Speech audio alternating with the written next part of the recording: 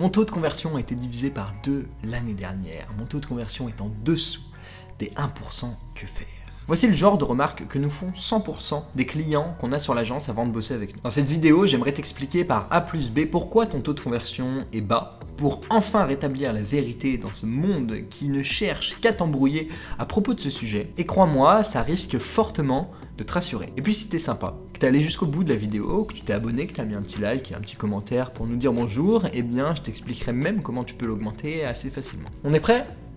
C'est parti. Chez The Deployer, on optimise ton taux de conversion et tes profits sur Shopify. Je te parie que je trouve en moins de 3 minutes 3 freins à la conversion sur ta boutique. Si tu veux en savoir plus, book un appel avec nous dans la description de cette vidéo. Bon, tu le sais, ton taux de conversion indique le pourcentage de personnes qui passent à l'achat par rapport à toutes les personnes qui visitent ton site de manière générale. Plus le taux de conversion est haut, plus de personnes achètent sur ton site. Plus il est bas, plus tu vas flipper pour augmenter ton budget publicitaire et l'énergie que tu vas passer en acquisition. Comme j'en parle très bien dans cette vidéo, il existe plusieurs types de conversion. À vrai dire, une conversion, c'est pas que les achats et les personnes qui achètent sur ton site, même si on va se concentrer là-dessus dans cette vidéo, c'est l'objectif que tu veux que ton utilisateur remplisse, à savoir cliquer sur un élément de la navigation, remplir un formulaire, rentrer son nom ou son email dans le formulaire newsletter, cliquer sur un bouton, n'importe quoi.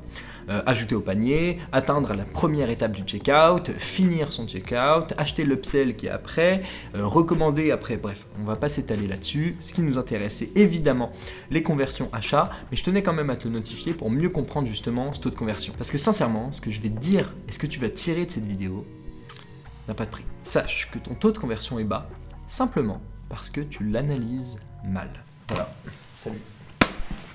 Alors oui, tu peux suivre ton taux de conversion sur l'outil d'analyse de Shopify, mais il donne ton taux de conversion général, à savoir tous les achats effectués par tous les utilisateurs qui sont passés sur ton site web x100. Il donne aussi évidemment le taux d'ajout au panier, le taux de personnes qui ont atteint et qui ont terminé le checkout, mais sans plus. Tu peux cliquer sur afficher le rapport pour aller un petit peu plus loin, voir ton taux de conversion à la journée, à l'heure, mais si tu n'as pas des millions d'utilisateurs qui passeront sur ton site chaque mois, ça ne servira pas à grand chose. Si maintenant je peux te donner un simple petit conseil, fais très attention à ce taux de conversion. Parce que le taux de conversion que tu vois ici, il n'est pas du tout précis. Il n'est pas précis parce que, comme je t'ai dit, il représente tous les utilisateurs de toutes les sources de trafic, peu importe d'où ils viennent, organiques, payantes, même payantes, tu peux découper 1000 fois, VS tous les achats qui sont effectués sur ton site web.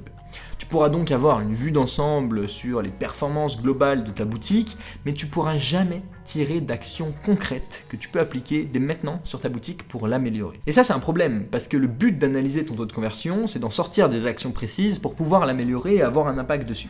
Et si tu veux avoir un impact sur ce taux de conversion, il va falloir que tu le découpes, ce taux de conversion.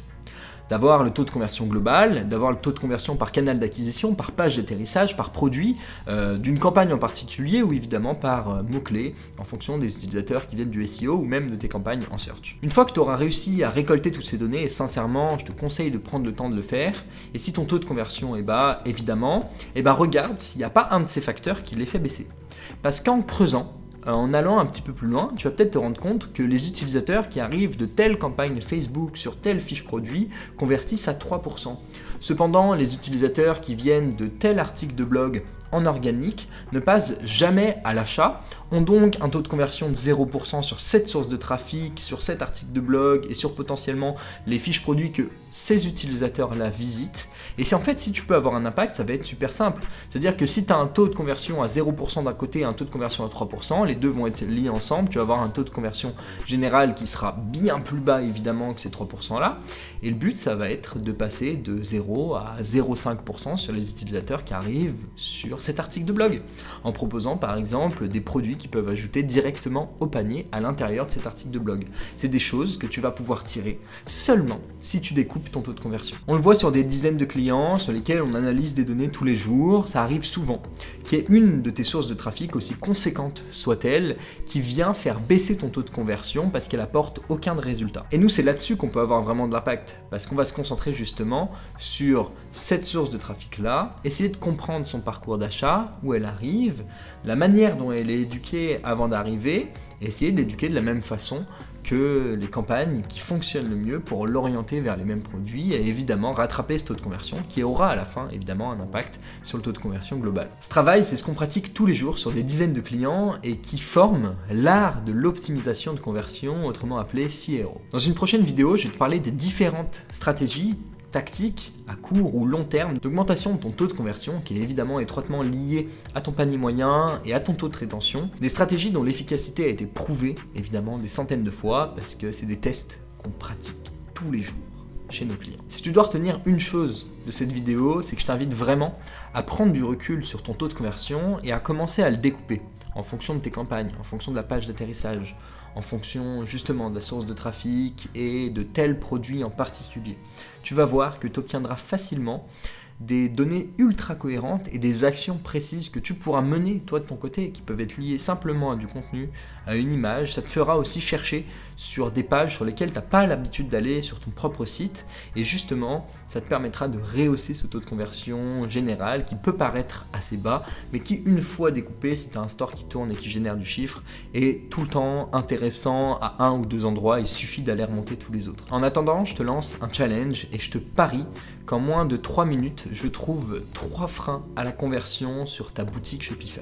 Si tu veux en savoir plus, je t'invite à réserver un appel juste en dessous dans la description de cette vidéo. Et évidemment, je te dis à toutes.